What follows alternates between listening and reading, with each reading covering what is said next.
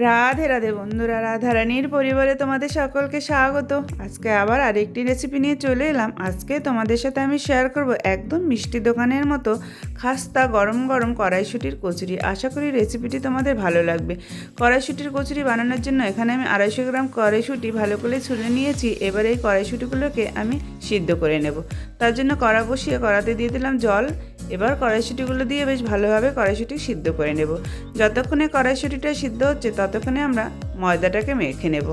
আমি আজকে কিন্তু কচুরি তৈরি করব ময়দা দিয়ে না, আটা দিয়ে। তার জন্য এখানে আমি নিয়ে নিলাম বড় বাটির 1 বাটি আটা আর দিয়ে দিলাম পরিমাণ মতো লবণ। এবারে 1 বাটি আটাতে দিয়ে দিলাম বড় চামচে 3 চামচ সাদা তেল দিয়ে সুন্দরভাবে ময়াম করে নেব। সমস্ত উপকরণ ভালোভাবে মিশিয়ে নেব।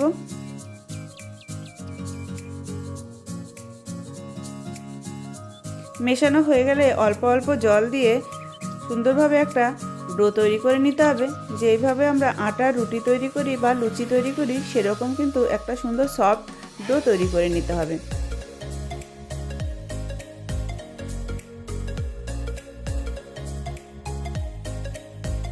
ডোটা কিন্তু আমার মাখা হয়ে গেছে। এবার এই ডোটাকে 5 মিনিটের জন্য আমি রেস্টে রেখে দেবো। এদিকে ডোটা যতক্ষণে রেস্ট হচ্ছে ততক্ষণ কিন্তু আমার এদিকে মটরশুঁটিটাও সিদ্ধ হয়ে গেছে। এবার এটাকে জল থেকে ছেঁকে নেব। এটা ছাঁকা হয়ে গেছে। এখন একটা মশলা তৈরি করব। তার জন্য একটা মিক্সার বাটি নিয়ে নিলাম। এবার বাটির মধ্যে দিয়ে দিলাম কিছুটা চিনেবাদাম আর দিলাম কিছুটা আদা কুচি আর দিলাম একটা কাঁচা লঙ্কা। এবার দিয়ে দিলাম বেশ খানিকটা ধনেপাতা। এখন এই সমস্ত উপকরণ ভালোভাবে মিক্সিতে পেস্ট তৈরি করে নেব। এটা কিন্তু শুকনো শুকনোই তৈরি করলাম পেস্টটা, জল দিলাম না একটু।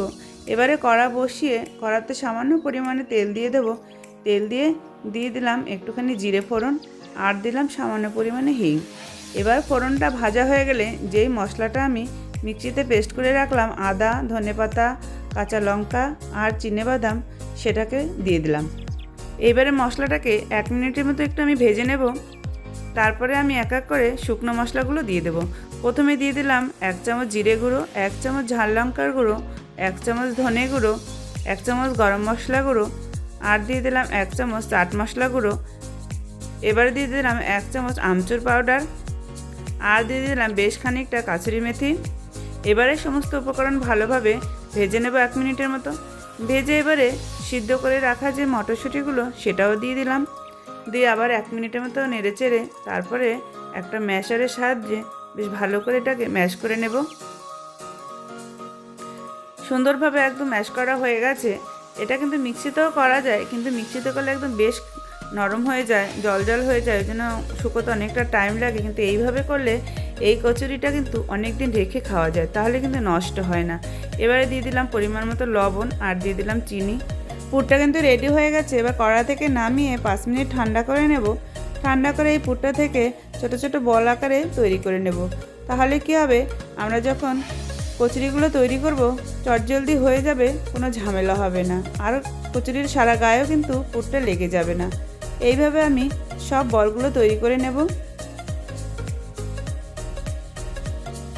দেখো সব বলগুলো কিন্তু আমার বানানো হয়ে গেছে। এবারে আমরা যে ডোটা তৈরি করে রেখেছিলাম সেই ডোটা নিয়ে এলাম। এবার ডোটাকে আবার একটুখানি মেখে নেব। বেশ ভালো সফট হয়ে গেছে ডোটা। এবার এই ডোটাকে একটু মেখে এ থেকে ছোটো ছোটো করে লেচি কেটে নেব। লেচি কাটা হয়ে গেলে একটা একটা করে নিয়ে বেশ ভালোভাবে গোল করে নেব। তারপরে হাতের সাহায্যে এরকম চ্যাপটা করে এবার মাঝ বরাবর আমরা যেই পুরটা তৈরি করে নিয়েছিলাম সেই পুরটা মাঝ বরাবর বলটাকে দিয়ে দেব। এই যে বলগুলো তৈরি করে রেখেছিলাম সেই বল একটা করে দিয়ে দিলাম। দিয়ে এবার সুন্দরভাবে আবার গোল করে নেব। আজকে কিন্তু কড়াইশুঁটির কচুরিগুলো আমরা কোনো বেলনির সাহায্যে বেলতে হবে না, হাতের সাহায্যে কিন্তু আমরা কচুরি তৈরি করব। দেখো পুর দিয়ে বেশ ভালোভাবে আবার গোল করে নিলাম। এবারে হাতের সাহায্যে চ্যাপটা চ্যাপটা করে চেপে হয়ে গেল আমাদের কচুরি বানানো। এইভাবে কিন্তু সব কচুরিগুলোই আমরা তৈরি করে নেব। শীতের দিনে সবার বাড়িতেই কম বেশি কিন্তু কড়াইশুঁটি বাড়িতে আসেই।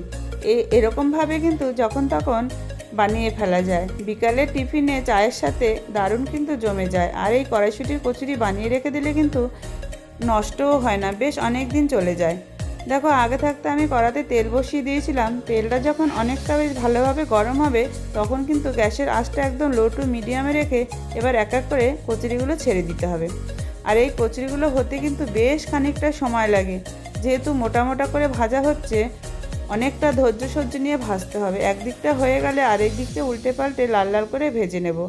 আর এটা যদি গ্যাসের আঁচটা একদম বাড়িয়ে ভাজা হয় তাহলে কিন্তু ভেতরটা কাঁচা থাকবে আর ওপরটা কিন্তু পুড়ে যাবে। বেশ হাতে অনেক সময় নিয়ে ধৈর্য সহ্য করে ভাজতে হবে। এই দেখো গরম গরম কড়াইশুঁটির খাস্তা কচুরি আমি কিন্তু চিলি সস দিয়ে পরিবেশন করলাম। এই রেসিপিটি তোমাদের কেমন লাগলো তোমরা আমাকে কমেন্টে জানিও। আর এই রেসিপিটি যদি তোমাদের ভালো লাগে লাইক শেয়ার কমেন্ট করো। আর এরকম নিত্য নতুন রেসিপি পাওয়ার জন্য আমার চ্যানেলটিকে সাবস্ক্রাইব করে রাখার অনুরোধ রইল। আজ তাহলে আসি বন্ধুরা, দেখা হবে আরেকটি রেসিপি নিয়ে। রাধে রাধে।